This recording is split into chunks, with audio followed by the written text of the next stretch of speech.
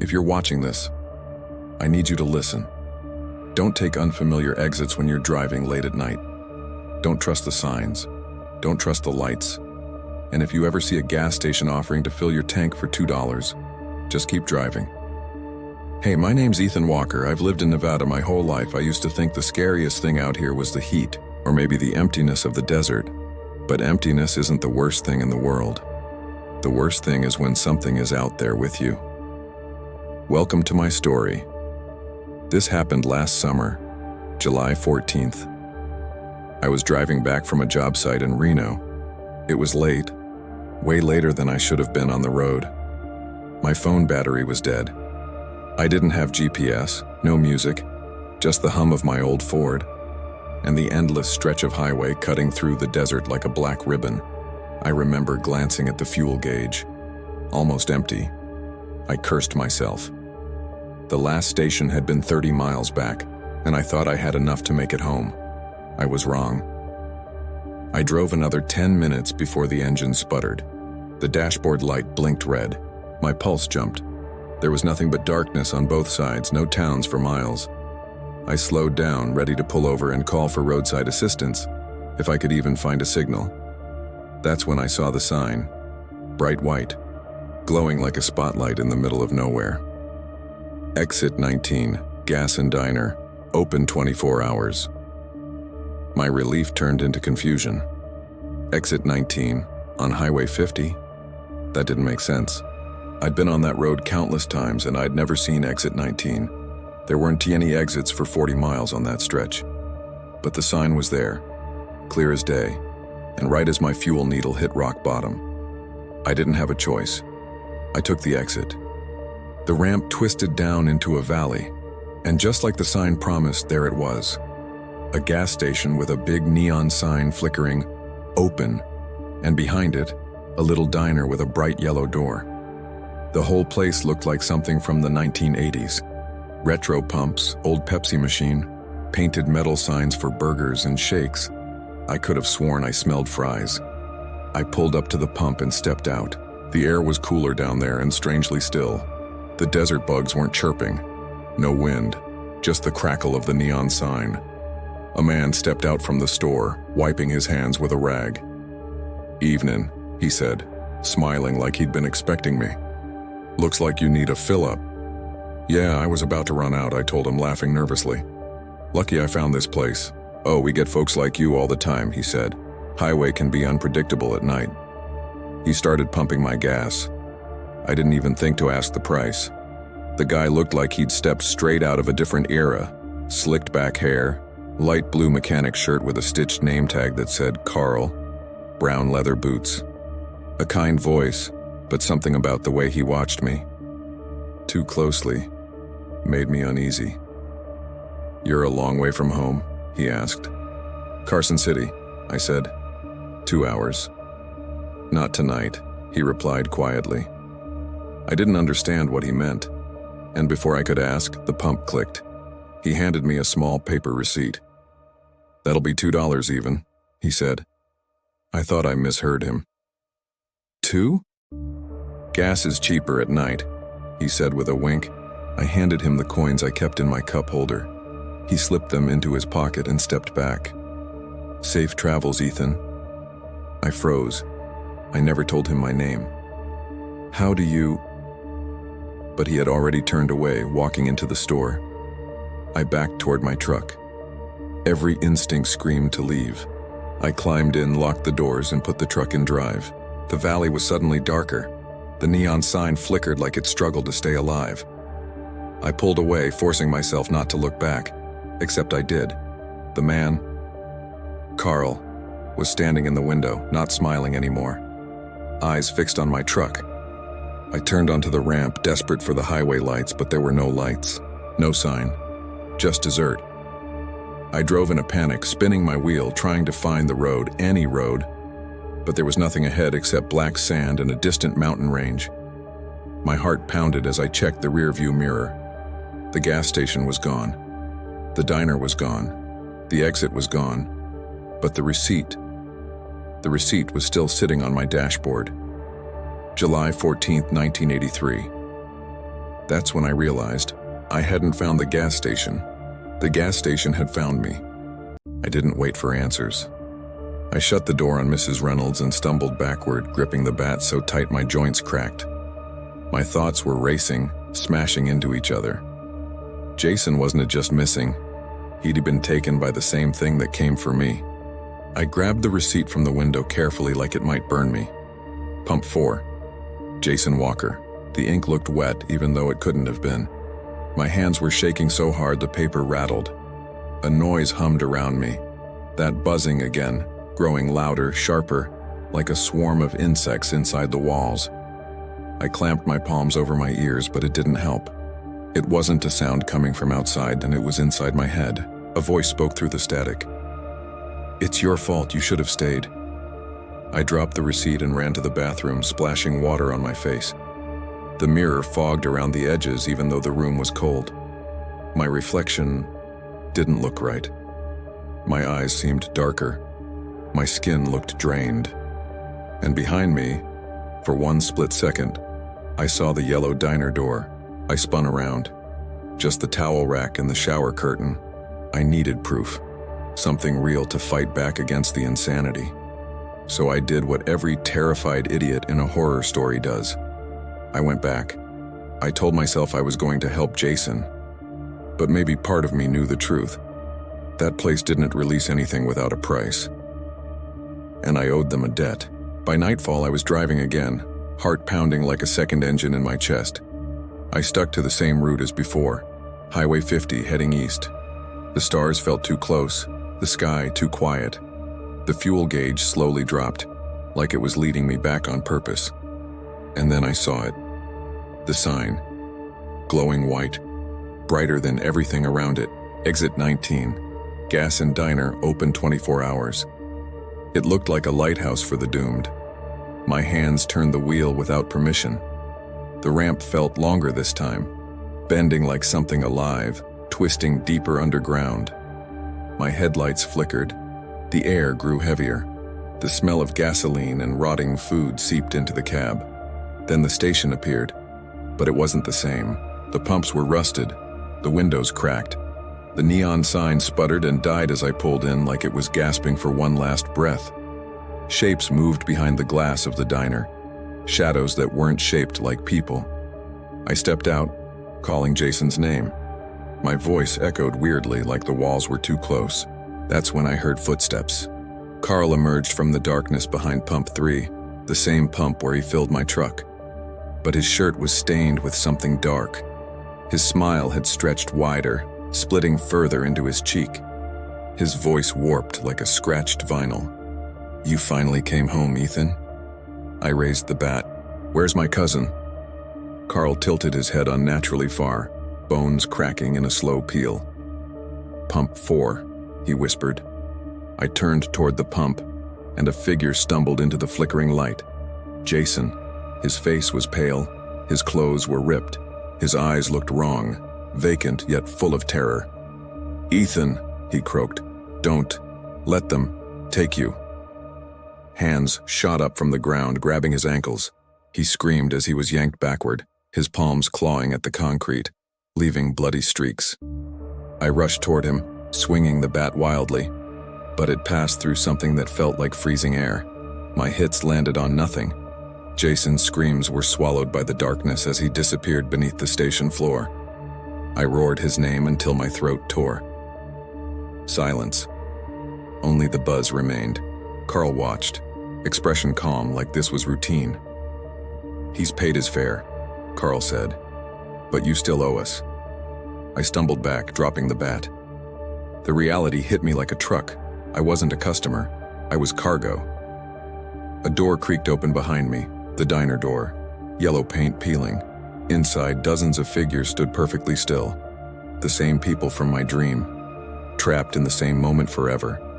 Eyes begging for release they'd never get. A chorus of voices whispered at once. "Stay." The neon flashed back on. "Open," like a command. Carl took a step toward me. "This place gave you fuel when no one else would," he said. "We brought you back safely. Now it's your turn. You don't leave unless we let you." I turned and ran. I don't remember how I got into my truck. I don't remember shifting gears, but I sped up that ramp, the world bending, stretching, until blackness swallowed everything.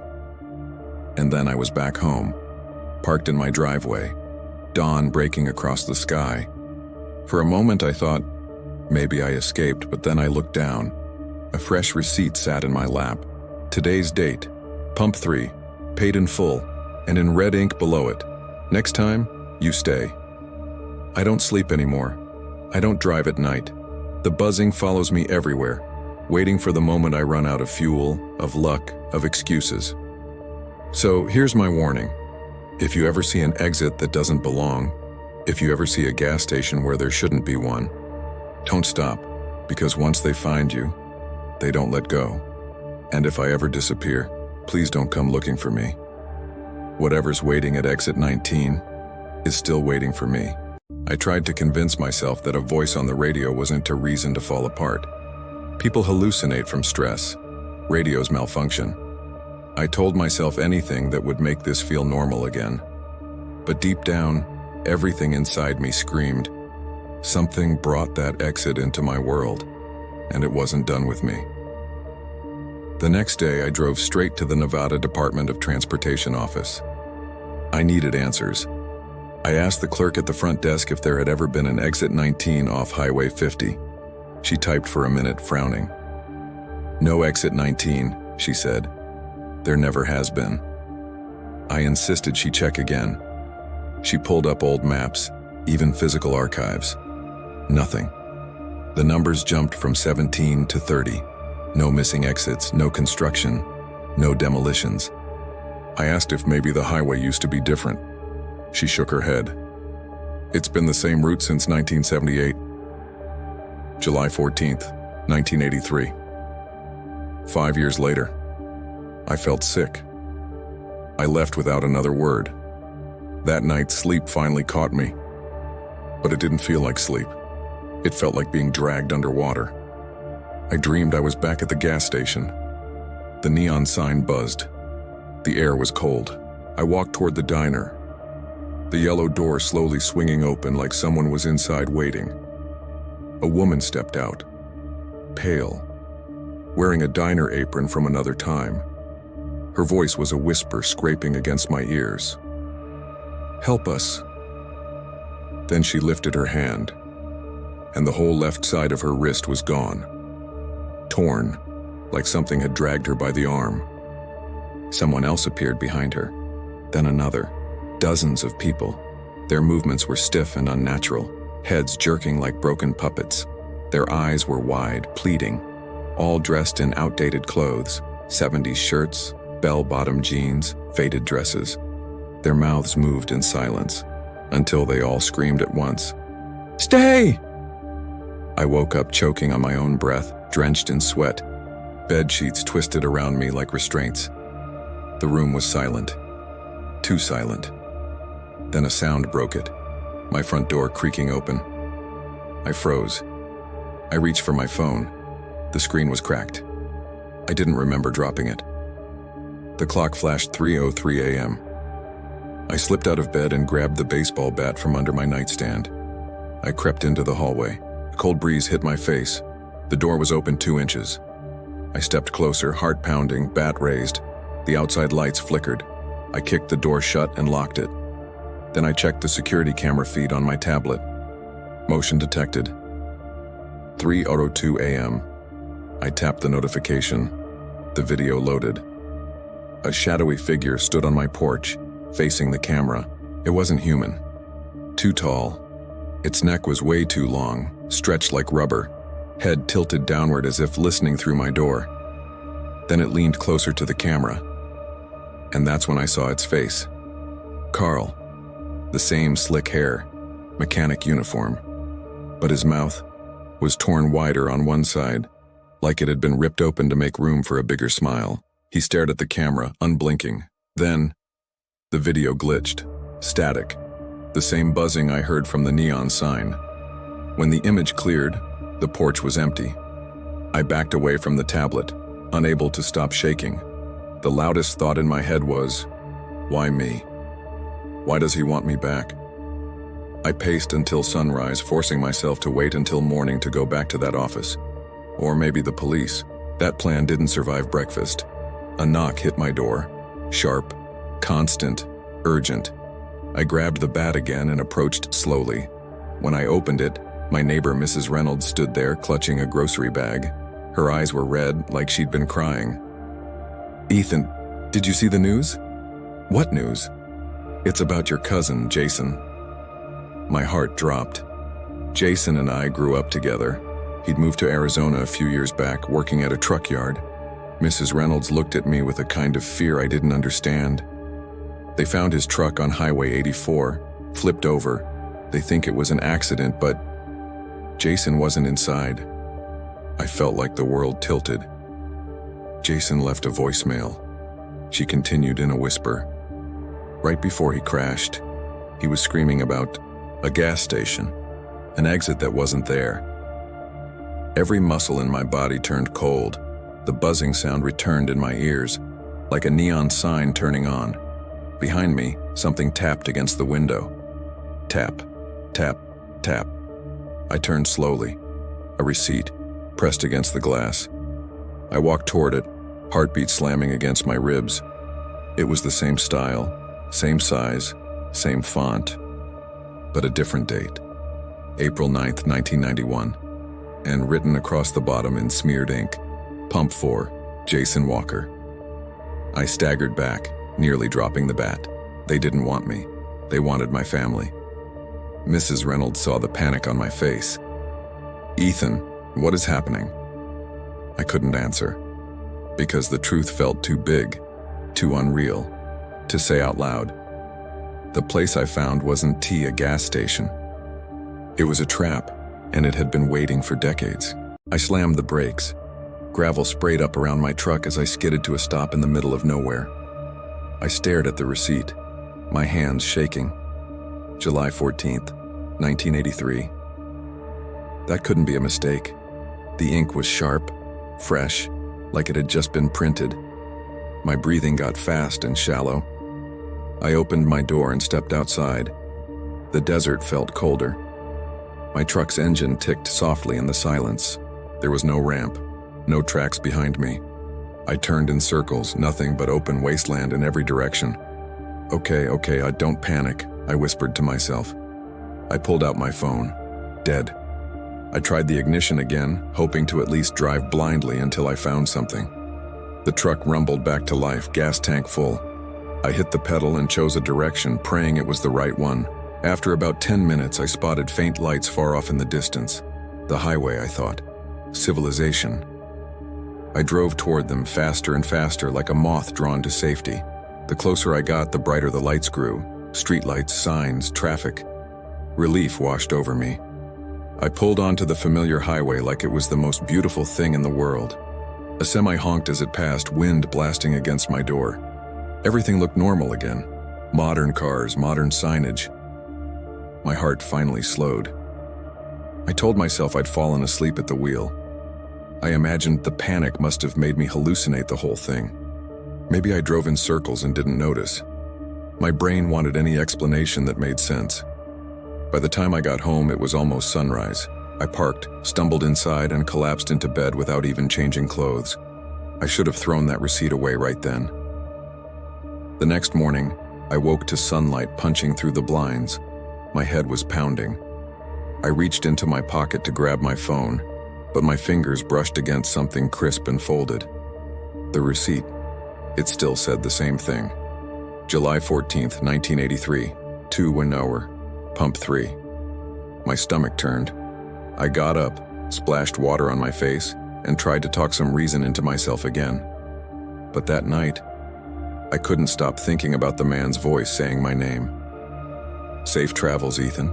He said it like a promise. Or a warning. The next few days were weird. I swear I could feel someone watching my house at night. My curtains rustled even with the windows closed. I'd see motion-activated lights flash outside, but find nothing captured on the camera playback. And every time I turned off the lights to sleep, I could hear a faint sound, like the distant buzz of a neon sign. I didn't sleep much. 3 days later, I drove to my parents' place for dinner. They lived about an hour away. I tried to be normal, laughing at my dad's stupid jokes, helping mom with the dishes, but I must have seemed distracted. When I left, my mom hugged me longer than usual, staring at me like she sensed something was wrong. "It's just work stress," I lied. I took the highway home again, this time early enough that the sun was only just setting. I kept checking the mile markers. I kept looking for exit 19. My chest tightened every time I saw a sign approach, but nothing seemed out of the ordinary until the static came. My radio suddenly hissed with white noise. I checked the screen. It was turned off. Then a voice crackled through the static. "Almost home, Ethan." My blood ran cold. I turned the radio off completely, but the static continued. The voice got louder, clearer. "You should have stayed." I yanked the O cable out. "Still there."